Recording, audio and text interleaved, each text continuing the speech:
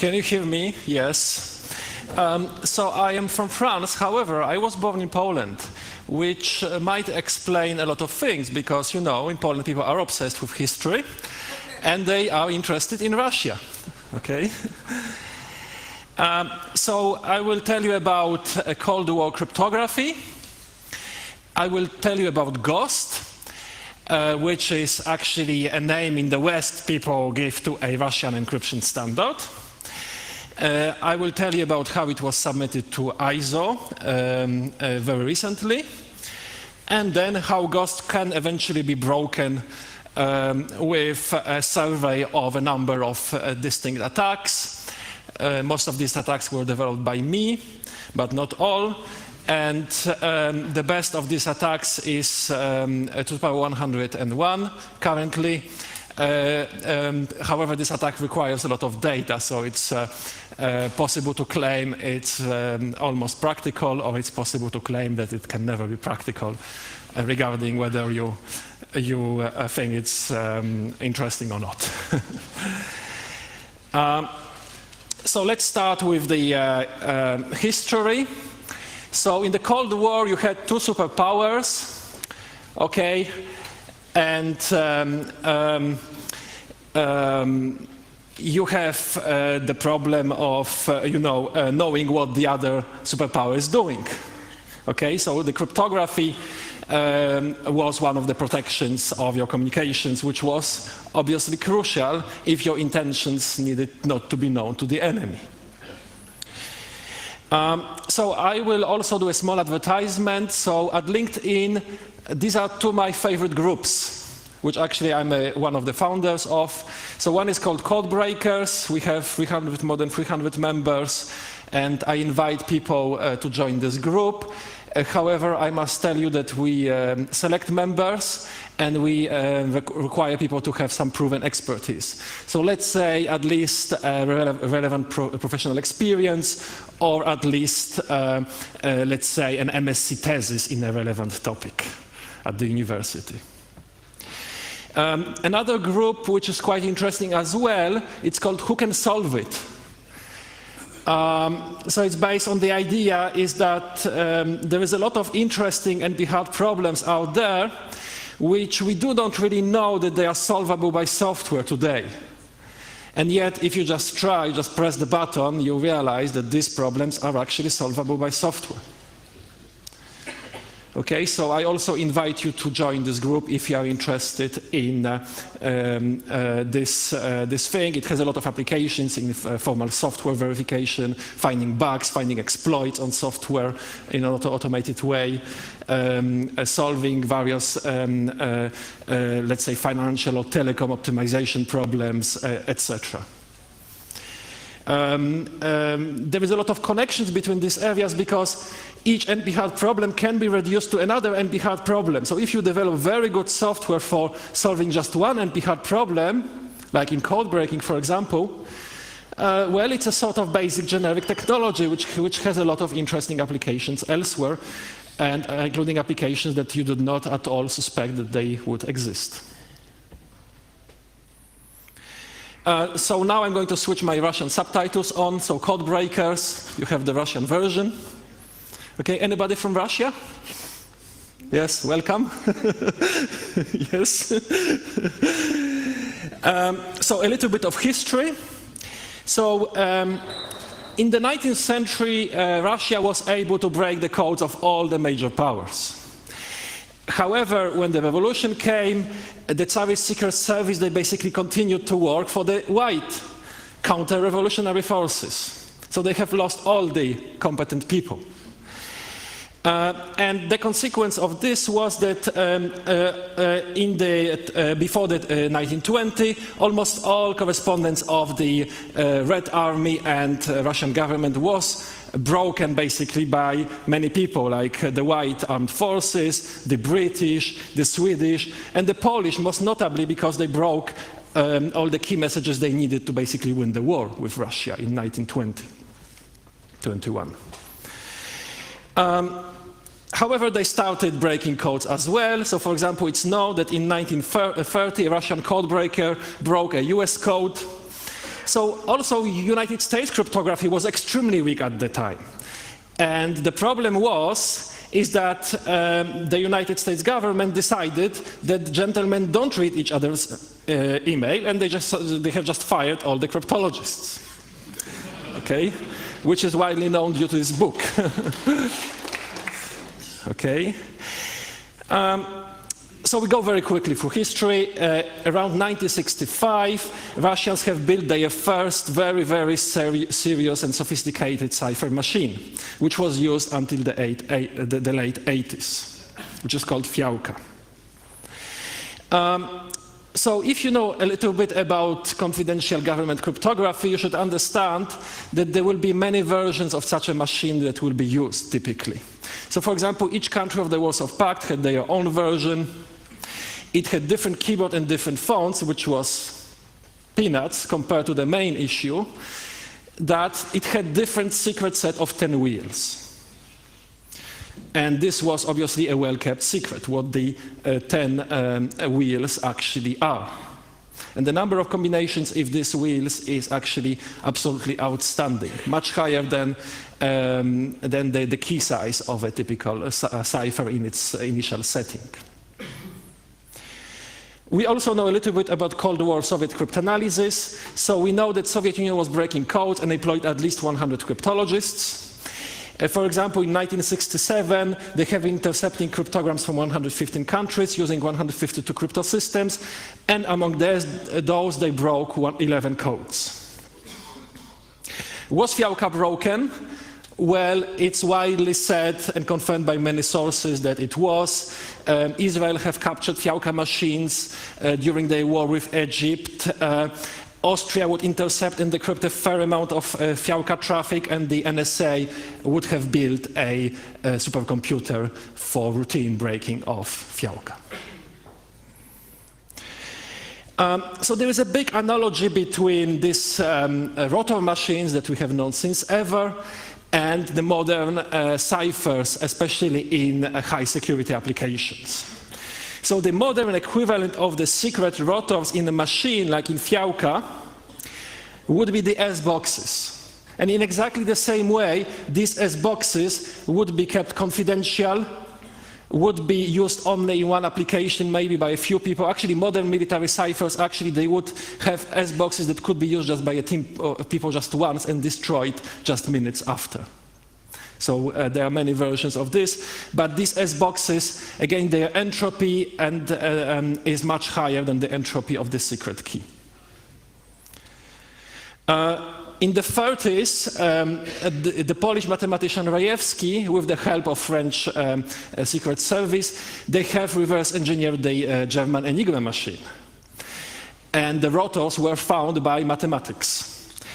And this was much harder than daily code breaking at Bletchley Park, because once you know the rotors, the daily code breaking actually is much easier, the number of combinations, it's much smaller.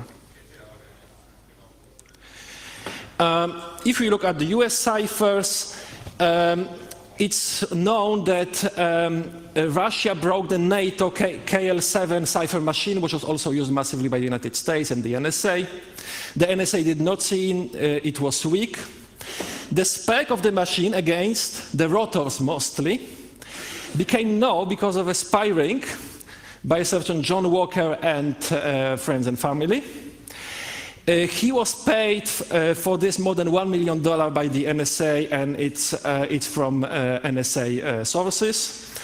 To this day, this spec of this cipher is not known to the public, so nobody knows what the rotors actually are, even today.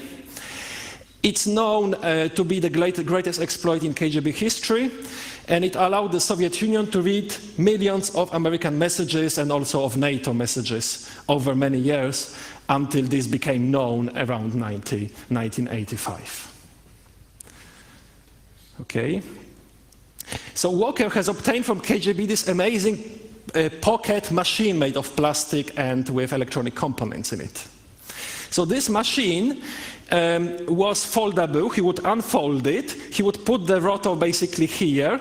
Then there was this little piece here that would come out, and you would connect this piece here, and then you would just go around with this spring connector, actually with this spring connector.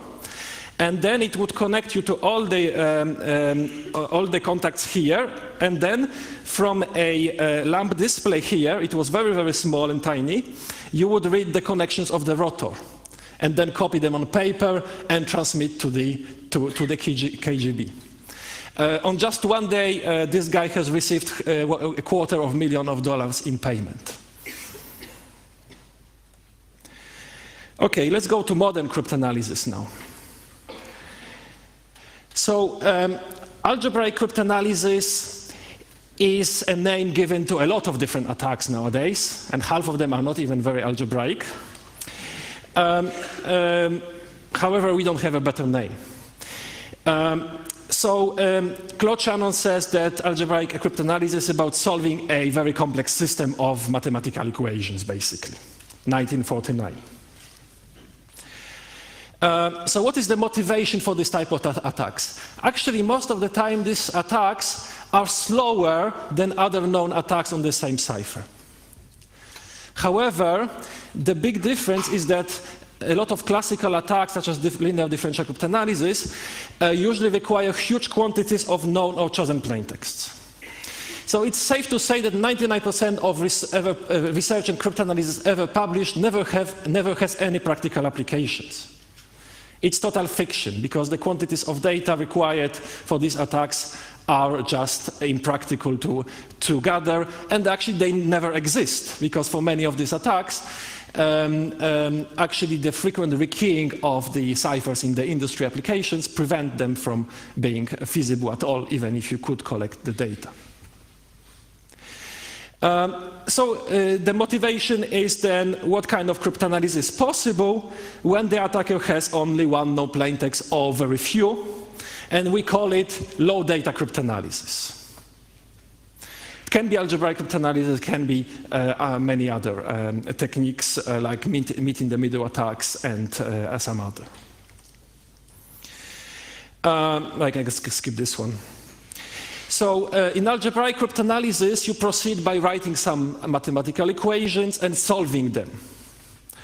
So it's a key recovery process through solving systems of equations. You have typically to program and experiment a lot to make these things work. And a lot of attacks which are known are not explained and accounted for by theory. So we don't know why they work in many cases, and sometimes they work much better than we thought, and sometimes they don't work as well as we thought.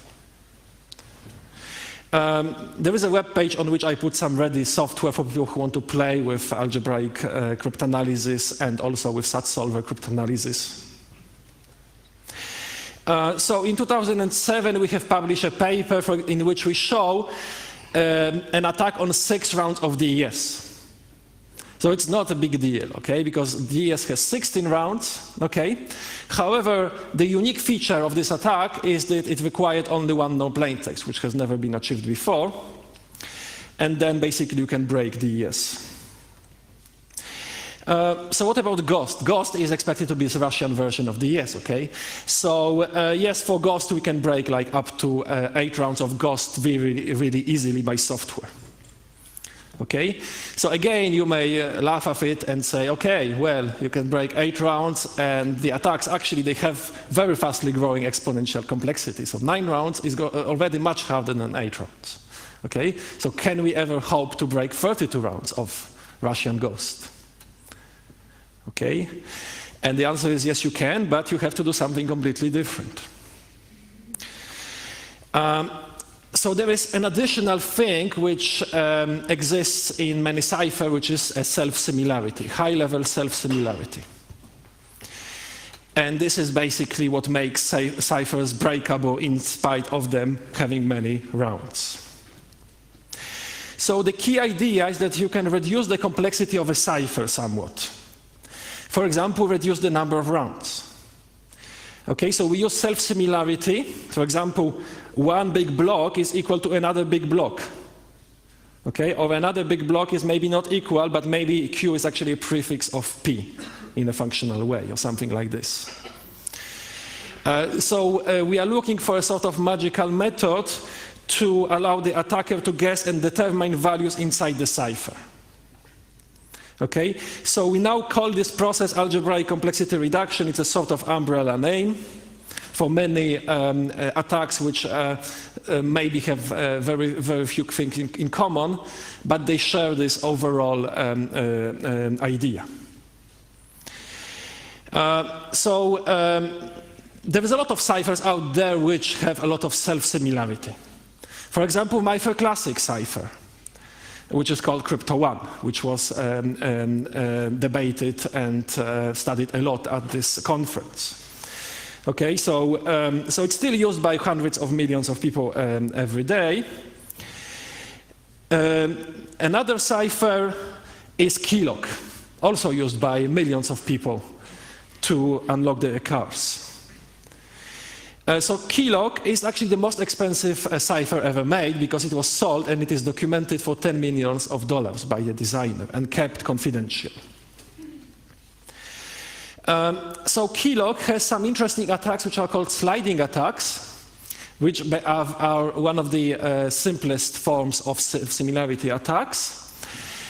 And we have published one of the advanced sliding attacks at FSC 2008 conference. So let me explain very briefly the idea, because it's also relevant to the Russian ghost. So in the classical sliding attack, you exploit the self-similarity in the following way. So you have some cipher encryption here with this repeated pattern of 64 rounds in the case of keylog. And then you align it in the following way, like on the picture, with another encryption in which this value here, which is the plaintext here, is going to be equal, which happens sometimes, to this value inside the encryption. Okay? And then because everything inside is equal, you get that this value here is equal to another value here inside the encryption. Okay? And once you have realized that, it's very interesting because you get something which we call amplification. So you have, at the beginning, the attacker has just one pair. So he knows that the encryption of PI is equal to PJ after 64 rounds. So this is like his assumption. So it's like you have a hat, and you put a rabbit inside your hat, because the attacker needs to know it from somewhere. Maybe he just guesses. Okay?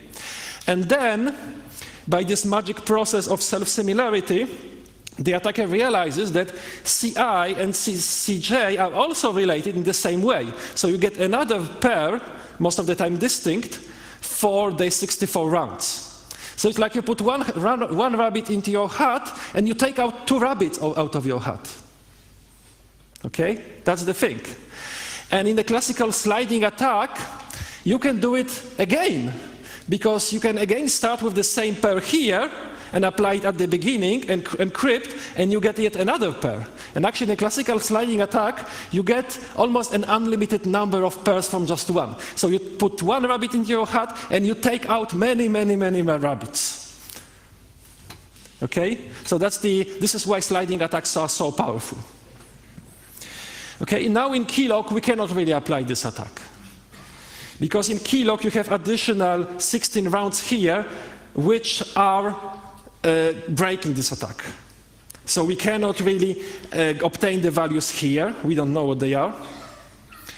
Okay, and we don't know what to do. Okay? However,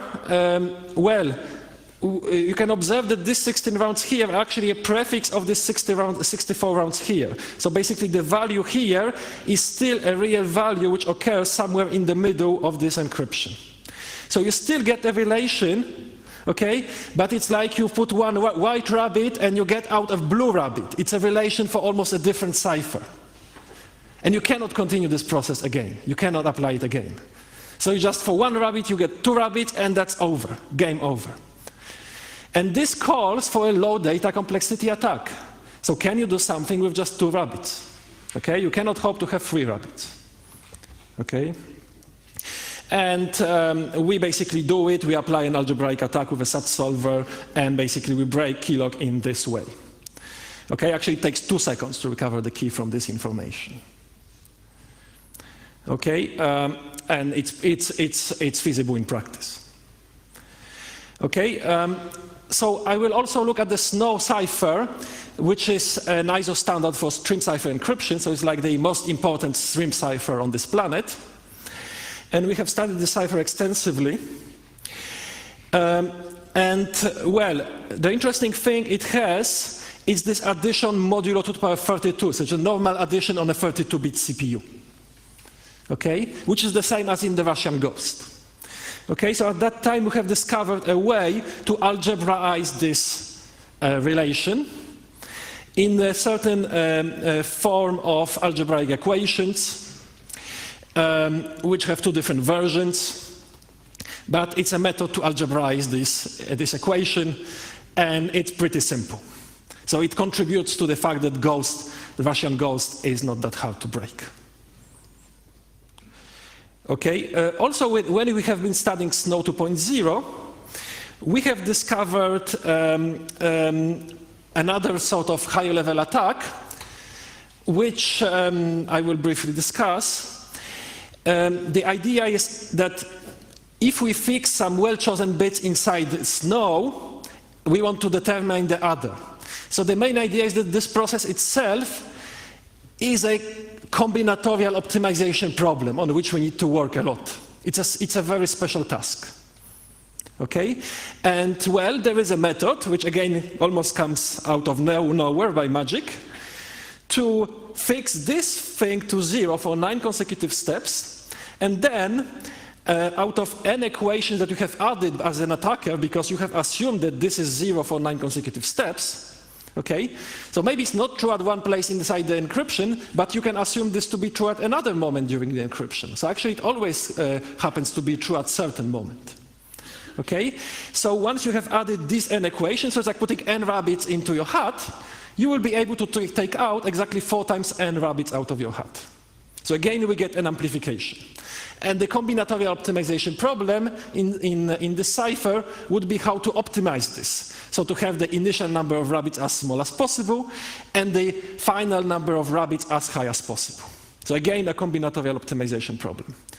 And we have been doing this many times for the Russian Ghost in various ways.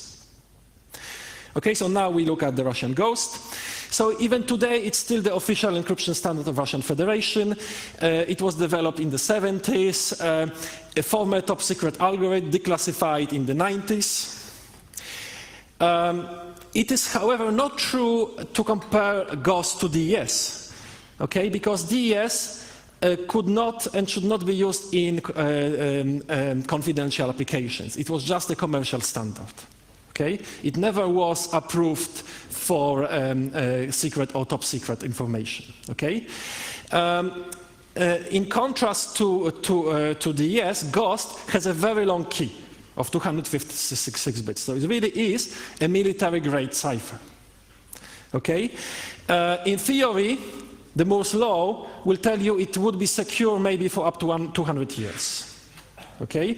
So it's not a commercial algorithm for short-term security as DES was. It's widely implemented and used, Crypto++, OpenSSL, RSA Labs, Central Bank of Russia, other very large Russian banks, such as Sberbank, which is the largest bank in the Eastern Europe, etc. It's not the equivalent of DES. It's something slightly different. Okay? So the GOST has 8 secret S boxes. Okay, and again, you may expect that many different versions of GOST will be used in different places, in different applications. So our attacks assume these S boxes to be known. Okay, if they are not known, there are actually already 2 already published papers about how to extract them from a chip. Okay. In terms of cryptanalysis, there was a lot of publications on GOST. By many well-known people, and until 2011 nobody found an attack on GOST. And some people have even written a lot of things about it, like after considerable amount of time and effort, no progress in cryptanalysis of GOST was made in the open literature. And, in 2010 it was summarized in a paper. Despite considerable cryptanalytic effort spent in the past 20 years, GOST is still not broken. Written in 2010 or published in this year. In addition, people have discovered something truly interesting. Gost actually is the best cipher we have ever known.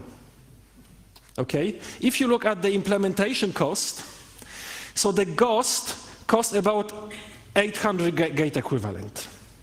So only about 800 NAND gates. AES with a twice shorter key requires at least 3,000.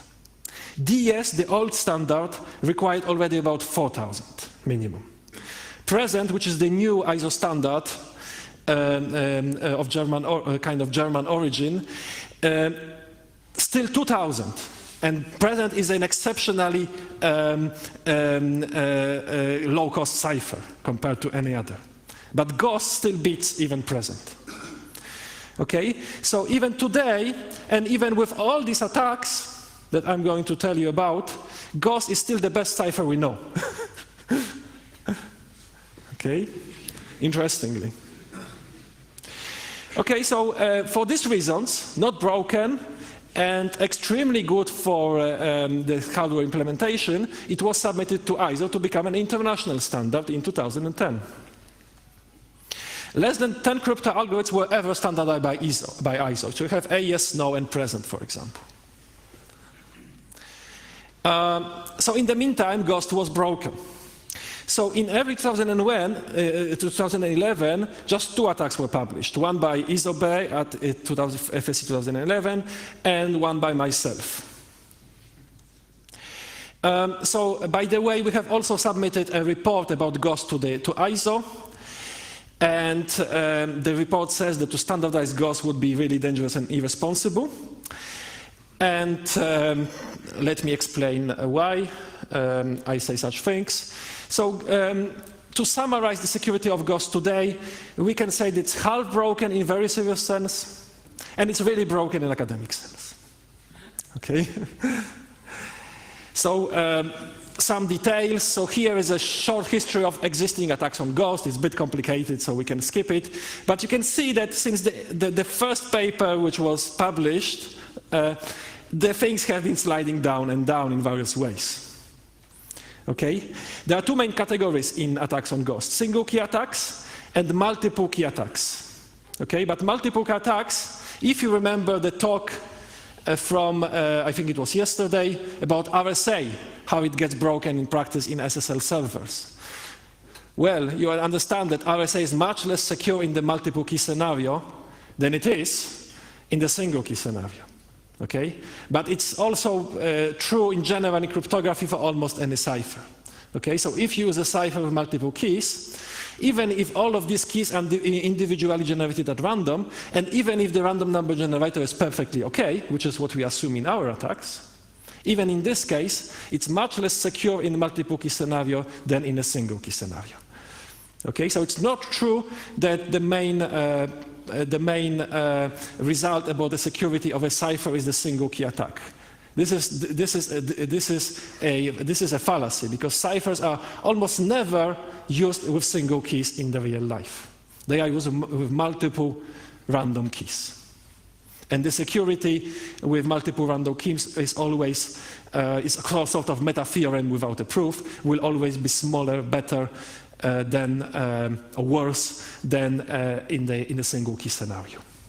So there is a lot of interesting attacks going down to 2 power 101, which is the most recent result from December this year. So well, there is a lot of attacks, and they apply an amazing range of known principles in symmetric cryptanalysis. So let us review all the reasons why Gost is broken. Okay, it's not broken for just one single reason. Okay, so the attacks which have been published on Gost by other researchers who have worked on this topic were always fixed point attacks or reflection attacks. Okay, but actually I have developed many other attacks which are known of these and which use very different principles. Okay, so there is an amazing variety of different attacks on Gost, which all break Gost in the academic sense. Okay, so the main reasons why Ghost is not very secure, there are actually two main reasons. So the first, you have the weak key scheduling, which actually is also a form of self-similarity in which basically you have the first 8 rounds and the next 8 rounds is the same block, like in keylock. And then you have poor diffusion. And this poor diffusion, so it's like flipping one bit, and then even after 8 rounds, you don't achieve a full diffusion. Okay, so even after 8 rounds of Ghost, you will have some major irregularities. Okay, so the poor diffusion allows one to work at the low level. So actually the low level attacks are depicted here on this part of the slide. Okay, so the low level attacks allow the attacker, as for DES, to break Ghost for, let's say, 8 rounds. Okay? So at the low level, the most recent attacks are a combination of a few things. So the amazing thing is actually we apply all these attacks in one single attack. So the attacks which apply all these things in one attack. So we apply algebraic approach with algebraic coding, and such solver is one of the steps of these attacks. We apply multiple random keys, which again gives a lot of extra power to the attacker. We apply the meet in the middle approach, and actually we apply also the 2 and 3 and 4 dimensional and even 6 dimensional meet in the middle approach. We apply differential cryptanalysis in the form of truncated differential attacks, which are actually an advanced form of differential cryptanalysis. And we also have developed differential attacks with multiple points, which are a form of higher order differential cryptanalysis. And all these things get combined in one single attack. And in order to find these things, such as what are the good truncated differentials we should use, we have a lot of combinatorial optimization problems at the low level, so for say up to 8 rounds. So we have problems such as what is the optimal set of bits that you need to fix. Okay, like you fix 60 bits and you determine all the other. But what is the optimal set of 60? Okay, so it's in terms of rabbits, it's like you put 60 rabbits in your hat and then you take out 256 rabbits, which is the whole key. Okay, so we have a lot of interesting combinatorial optimization problems, which are NP-hard problems, and which we solve by software and also by hand. Okay, so this is the low-level work. The low-level work allows one to break up to 8 rounds of Ghost. Okay, and then at the high level, we have this umbrella paradigm of algebraic complexity reduction, which stems from self-similarity properties of Ghost. And there is a number of distinct principles. We have reflection attacks. We also have attacks with double reflection, triple reflection, quadruple reflection. We have several advanced slide attacks. We have several fixed point attacks. And we also have involution attacks. So involution attacks, they use the property that certain permutations are involutions. Okay, involutions means that if x gets mapped to y, y is also automatically mapped to x. Okay, so we combine all these things to find advanced attacks on the Ghost, best of which is currently to power 101. Okay, so let's talk a little bit about details. So this umbrella idea of algebraic complexity reduction, it has many different incarnations. So the definition informally is that we are looking for methods for substantially reducing the size and the complexity of algebraic equations generating during the cryptanalysis of Ghost. So it's a very rich galaxy of attacks to be studied in the next 20 years. And it can be seen as a form of conditional algebraic cryptanalysis as well. It's like putting this rabbit into the hat in some or somewhat optimized way. Okay. Additionally, because actually we will be obtaining attacks on just exactly 8 rounds of Ghost, we have something which is called black box reduction. So whatever is inside this black box being 8 rounds of Ghost, okay, we have a reduction. Like if you have this data for 32 rounds of Ghost, for the full Ghost, then automatically obtain some data for the 8 rounds of Ghost. Okay, so almost all attacks are of this type. Okay, so they are black box attacks in the sense they work whatever is inside. But then in the second step, when you try to break this 8 rounds of ghost with low data complexity, like, you just know 3 or 4 pairs for this 8 rounds of ghost, well, you need to know what is inside in the second stage. Okay? But in a certain sense, we see here a cryptanalysis coming to a maturity and calling for specialization. So some researchers could just for their whole life study these reductions. Okay, we have found like 40 different methods of doing this already, and just do it in a black box way. And another cryptanalyst will be studying the problem of breaking 8 rounds of ghost. And then the 2 components can be connected together to obtain a working attack on a full ghost cipher. Okay, so we have a nice split in 2 independent tasks for the cryptanalysis. So how these reductions they look like? They all have the following form. Given some 2 to the power x non-plain text for the full 32-round ghost, obtain y non-plain text for 8 rounds of ghost. This is valid with probability 2 to the power minus z. So this is the initial cost. This is like the initial rabbits you are putting into the hat. And this will be true for a certain proportion of ghost keys, which is almost never 1. Okay, so it's so we have a 4-dimensional space, and I have developed some 40 different methods of doing this for a variety of values for x, y, z, and t. Here is one example. Given 2 to the power 32 non-plain text for the full 32 rounds ghost, we obtain 4 non-plain text for 8 rounds of ghost, and this is valid with probability 2 to the power minus 128. Okay, so in a certain sense, this is like 2 rabbits.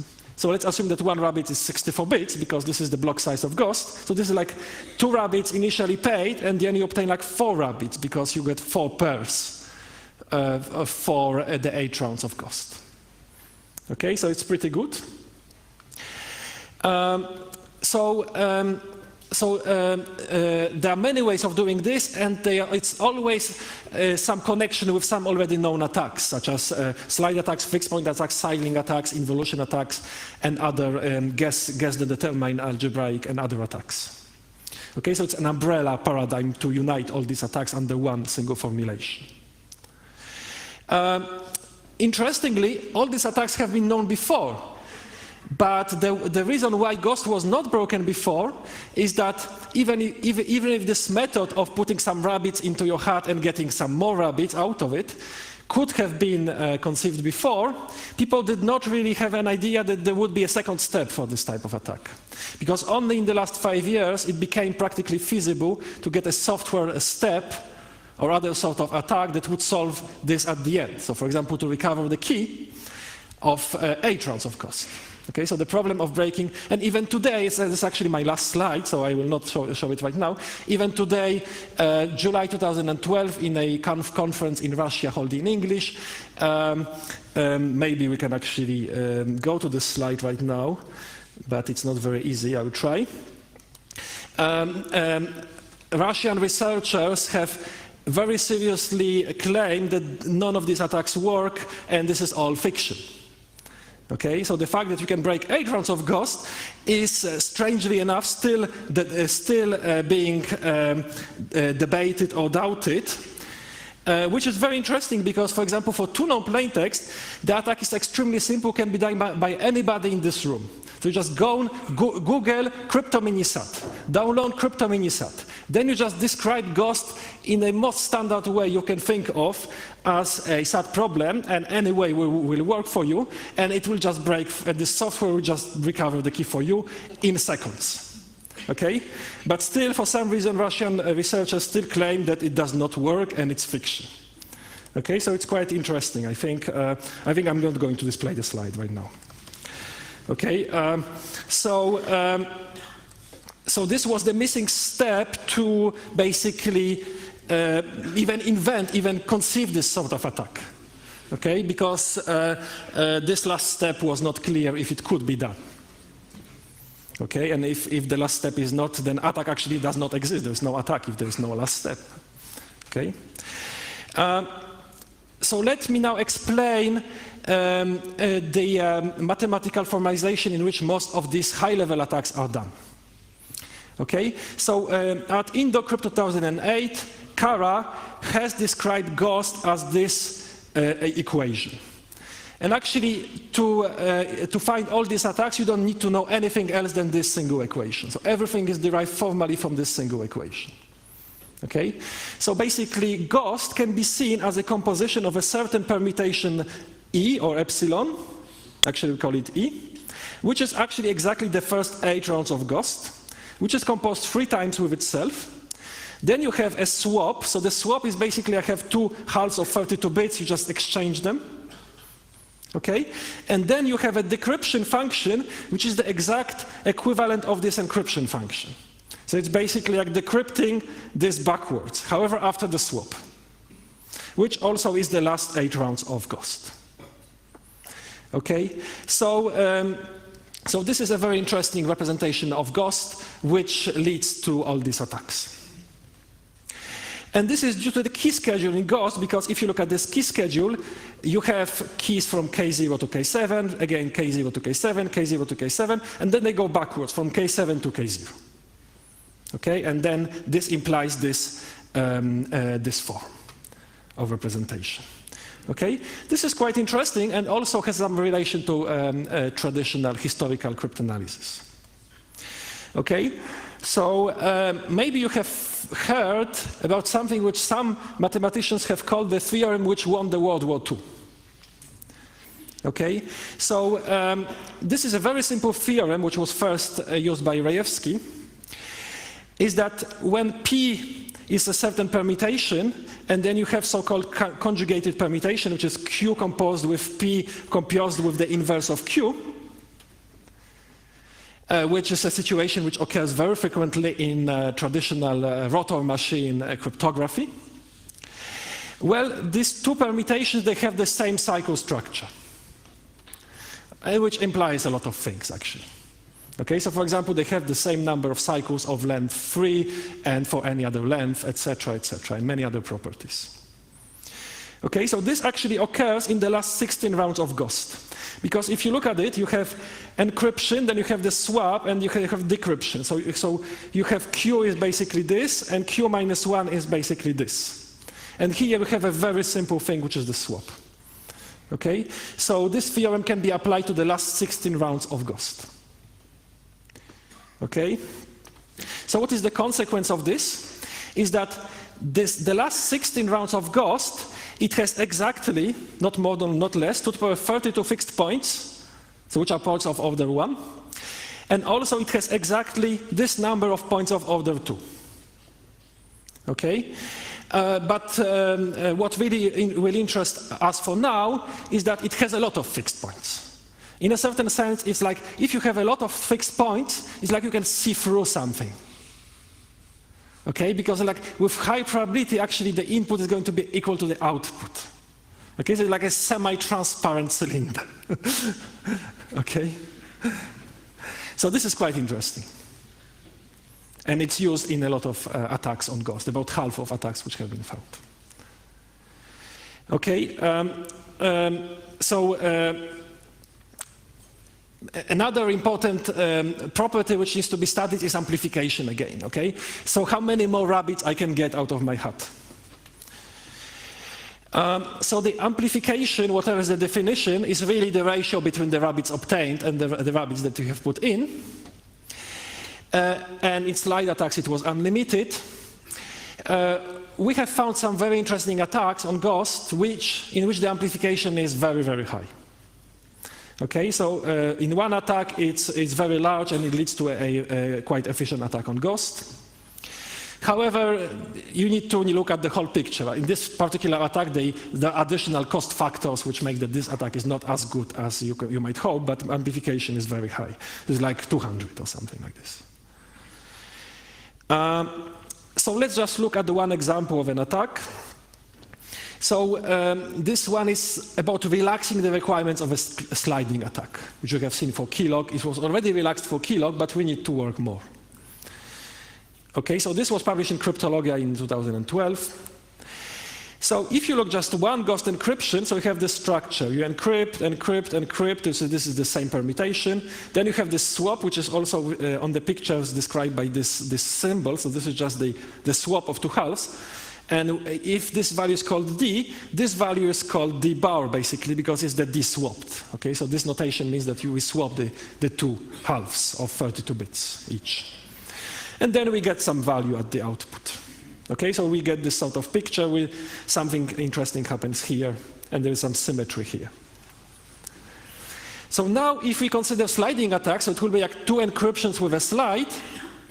In classical sliding attacks, the attacker is trying to equal all the values. Like B here will be equal to B here, C here will be equal to C here, etc. And this is what allows him to basically infer things. Okay? However, in our advanced sliding attacks, you don't have to do that anymore. Okay? We actually are going to make things equal by additional assumptions, which needs also to be optimized to be not very costly, but it is possible to make imperfect sliding attacks in which certain things are not true in general, but they are true with some probability. Okay? And this is good enough for working attacks. So then, in general, this is achieved also through well-chosen assumptions on this data. Okay, so you make some sort of magical assumption. For example, in one attack, we assume actually that if you take this whole encryption to here, and this value is called D, so you assume that this value D has this special property. The encryption of D is equal to D bar, actually. Okay, so it's a strange assumption, but if you think about it, actually it leads to an attack in which you obtain also D here, and you obtain C here, and this C is the same as here. So actually you are able to basically relate all these values inside both encryptions. So it's in kind of chemistry analogy, it's like dissolving a solid. So we have this solid cipher, we cannot see what's inside this, between these blocks, and we are able to break it into pieces because now we know all the values A, B, C, and D inside. So we have been able to dissolve this cipher into smaller pieces of 8 rounds. Okay, that's the purpose of this sort of attack. And there are many, many different ways of doing it. And the question is, what is the best way? So it's a combinatorial optimization question. Okay, so anyway, in this case, we obtain an attack in which we can break a ghost faster than brute force. So I will skip the exact details. The last step actually in this case takes to the power 110 ghost computations. And then if you put all the figures together, you obtain an attack which is just slightly faster than brute force. Actually, it's to the power 17 times faster than brute force. And this is not yet the best attack, but it's one of the attacks. It's one of the early attacks. So this was published in Cryptologia in 2012. And since then, many, many more attacks have been developed. So first of all, there is a lot more single key attacks. So some of them are summarized in this table. So actually, currently, the fastest single key attack obtained by this method, the complexity is 2 to the power 191, which is just, can be seen as a slight improvement of an attack presented by Dunkelmal, Dinur, and Shamir at FSC 2012. So this is the fastest single key attack to be obtained by this method. But there is many other, and some of them are also interesting because even though the complexity is higher, they require less data. Okay? So it's very difficult to compare all these attacks, and the comparison metric is not obvious. It's not obvious to know which attack is the best. Okay? So, by the way, the paper which has contained this attack was submitted to Asia Crypt 2011, and one referee of this paper wrote the following thing: I think that the audiences of Asia Crypt will not feel it is interesting. Okay? And I look at the paper which were accepted at this Asia Crypt, and more than half of papers are about things which nobody have ever heard about, not even professional cryptologists. So anybody have heard of GH42 cipher? Which obviously nobody have ever heard of and was never ever used in practice. What about armadillo cipher? Anybody have heard about armadillo cipher? Okay, so there's a lot of theory at Asia Crypt, incremental research, things which interest mostly the author of the paper, not to say it would interest anybody in the government or in the industry circles. So not many standardization proposals, etc. So I will ask the following questions. How many times it happened in Asia Crypt that a military-grade cipher and an official government standard in exercise of a major country, used by large banks, implemented in SSL, was broken while being in the process of being standardized by ISO to become a global industrial standard? Okay? It has never happened. Okay? So quite interesting. Neither at Eurocrypt and nor at crypto, and neither at crypto. Yes? A few more minutes? Okay. Okay. However, this is all academic research, obviously. Okay? Everybody is defending their research, and the fact is that nothing bad happened. It's just some bad press. Okay? Is Ghost really broken? Actually, not sure it ever was broken. So let me explain this. Well, is Ghost really so bad? When it was submitted to ISO, and only then, suddenly some cryptanalysts tried to break it and succeeded because they have not tried before. So there is now more than 50 attacks. You have all these academic attacks. But the fact is that we in the West have this paranoid idea about cryptography, super paranoid. Super high requirements for security of ciphers. It is actually debatable, or probably not true, that the Russian designers of Ghost ever thought it should resist attacks with complexity, let's say, less than 2 to the power 256. And remember that Ghost also have a secondary key, secret S-boxes, which brings the key size up to, let's say, more than 600 bits. And moreover, even if you look at the best attacks which have been found, still even today, Ghost is better than any comparable cipher in the terms of the ratio between the best attack and the implementation cost. There is no cipher in the West which is as good as Ghost, even with all these attacks. So it's quite interesting, obviously, the views on a given technology. There was a talk here at this conference about standard wars, you know. It always depends on where you sit and who is talking. Okay. So we have a few more minutes. So there is a couple of other attacks. So we have simple reflection attack. You have double reflection attack. We'll skip the details. There is a lot of different versions. Actually, the best single key attack appears in a different paper, which was published in March 2012. It's this paper. And the complexity of the best single attack is 2 per 179, so it's still quite high. But again, it's totally ridiculous to consider that the single key attack is the right measure of security of a cipher.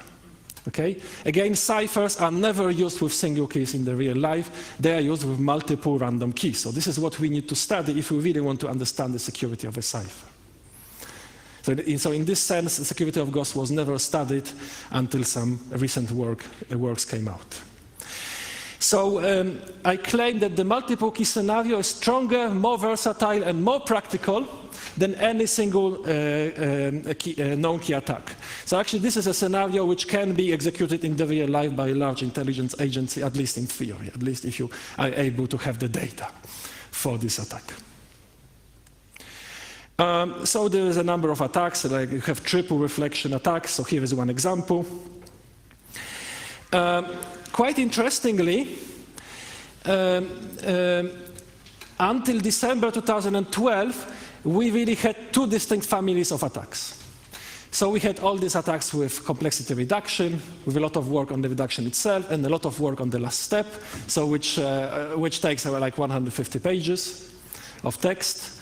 And then another paper about differential cryptanalysis of Ghost. But there was no relation whatsoever between the two families of attacks. Well, actually, in December 2012, I have realized a method to connect all these things in one single attack, and this gives birth to another 20 very powerful recent attacks on Ghost. So it's a combination of differential attacks, higher order differential attacks, and all the things which we have already mentioned. So here is one example. With total data of 2 to the power 84, you obtain an attack with total cost of 2 to the power 139 to break one key. Okay? And interestingly, this time complexity can be even lower if you are allowed even more data. Okay? But this data comes from many different devices. Okay? So it's like you have many different smart cards, and you need to obtain some data for each of these smart cards.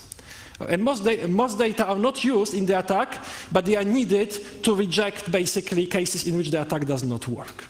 So they are still needed, but they are not used by the core of the attack. So if you go further, so this attack is a self-similarity attack in which, in addition, we assume some differences. So it's really a combination of differential and complexity reduction methods. Even more powerful attacks are obtained with multiple points. Differential cryptanalysis, you only have 2 points. Okay? So more powerful attacks are obtained with multiple points. So multiple points, they look like this. You have 4 different points, and you have their corresponding encryption. So for example, C prime is the encryption of C. So we have 8 points total. And then the interesting property of gost is that there is a substantial probability that all these 8 points will share some 50 bits. So they are kind of all related, okay, for a large number of points. So this is very surprising, needs to be shown. And this leads to very powerful attacks because in the past, we have been guessing things about this. So for example, if I wanted to put just one rabbit into my hat, I would say, okay, let's assume that A is equal to B. Or A is equal to B bar or something like this. So my assumptions, okay? But now because I have managed to shrink the space from 64 bits to 14 bits, it's much smaller, because 50 bits are shared for all these 8 values, the cost of any assumption I like is now much, much lower.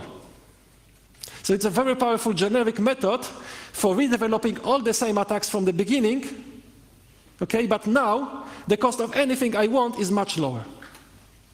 Okay, so there is many new attacks following these lines with 2, 3, and 4 points. And it's also a form of advanced higher order differential attack. So these are the recent attacks. The best of these recent attacks, the complexity is actually 2 to the power 101. So it is somewhat nearly feasible for a large intelligence agency to execute, and further improvements in these attacks are expected. In terms of the data needed, it's very theoretical, but in terms of practical feasibility, the answer is yes, it is feasible to execute in practice this sort of attack. So this is basically it, and I will just, so here's a summary of these recent attacks. So there is a lot of results, so it's pretty boring to really recall them. And now I will show what the Russian researchers have written as very recently, July 2012. Okay, so the attacks on 8 rounds are not facts, they are fictions. Okay, but this one you can do with CryptoMinisat. This one is more technical. It will be published in Cryptology in January 2013. And also, they say that for differential attacks, good S-boxes would make these attacks fail. Okay, but this is a super naive statement. Okay? Because it makes very little sense to take our differential attack, which was designed for one version of the cipher, and apply it to another version of the cipher and say, look, it doesn't work. Okay? These attacks need to be optimized separately for each version of the cipher. Okay? So you need to find another differential property for the next version and re-optimize it again, and then you can see, maybe it works, maybe it fails, I don't know. But it's very, very naive to claim what they claim. This is all that I wanted to say. Thank you very much.